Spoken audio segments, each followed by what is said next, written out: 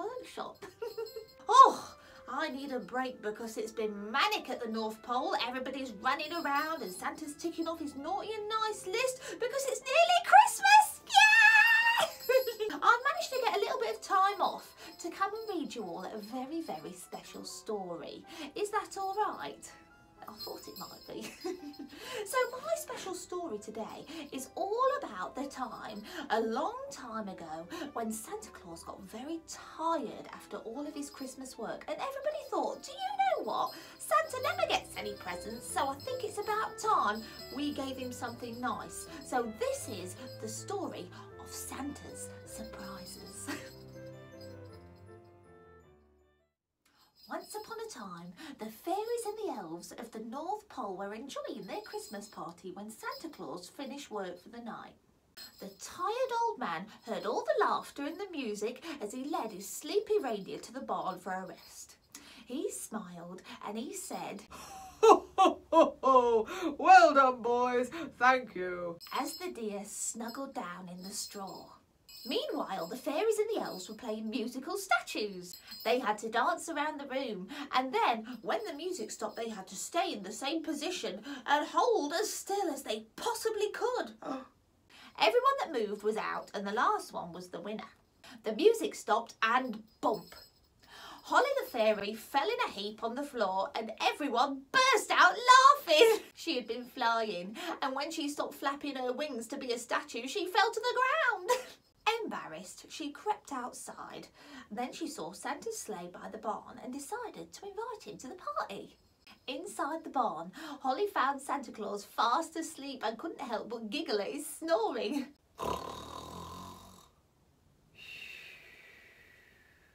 But then, she suddenly felt sorry for him.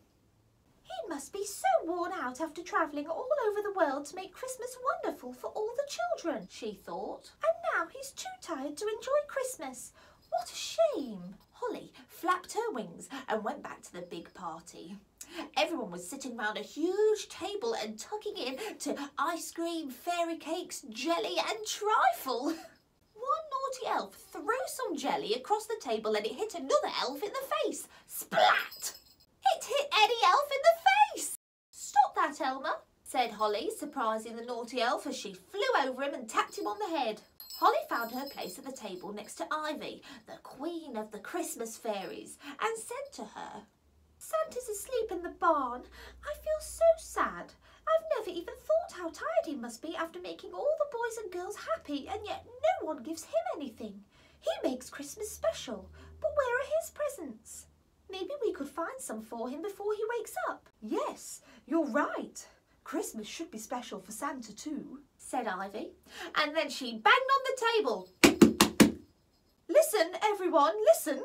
Poor Santa is fast asleep and tired out in the barn, and so he won't enjoy Christmas, and he won't even have any presents to open. Let's all think and see what we can do to make Christmas special for Santa, because he works so hard for everyone else. After a few moments, a group of fairies suggested spinning a cover of silk to put over him in the barn. Good idea, said Ivy, nodding her approval. Set to work straight away. Elmer and Eddie the elf made a delicious meal for Santa and put it by him in the barn for when he woke up. And all the other elves and fairies made a whole list of surprise presents for him of all different shapes and sizes. In the morning, Santa still lay asleep on the straw in the barn, but he was covered in the beautiful silk spread. A big meal and all the presents were awaiting him for when he woke up. But he didn't wake up. He slept all day, and the next day, and the next day. Santa's food was replaced each day, and everybody kept thinking of new exciting presents to get him until the barn was completely full to the top. What are we ever going to do with all these presents? Christmas is over. I think I know, answered Ivy. Children open a little window in an advent calendar every day in December leading up to Christmas, don't they? They get a surprise every day. Agreed a puzzled Holly. Well, we have enough presents to give him a surprise each day until next Christmas. What a wonderful idea, gasped Holly. While Santa slept, all the elves and fairies took all the presents to Queen Ivy's castle. It was a lot of hard work trudging to and from the castle all day. No sooner had the last parcel been taken away, Santa started to stir. Holly and Ivy watched as he yawned, sat up, stretched, and then noticed the silk spread on his lap. For me? He smiled. What a lovely surprise. Every morning after that, until the following Christmas, there was always a special surprise for Santa on his doorstep. Sometimes it was a carving from a carpenter elf, and sometimes it was socks, or it might have been a pretty lampshade, or a jar of honey, or sweets, or even pyjamas. As Christmas drew near again, the surprises were a new red hat, some black boots, a new red suit, and a string of jingle bells. So Santa enjoyed a wonderful year full of surprises. And that's my story. I hope you liked it. I bet you didn't realise that Santa Claus gets presents as well. Well, I think they're going to be needing me back at the North Pole now because it's all hands on deck for a great Christmas. I hope you all have a lovely Christmas and you all stay safe and you all be kind to one another. Because remember, Santa's always watching. Merry Christmas, everyone!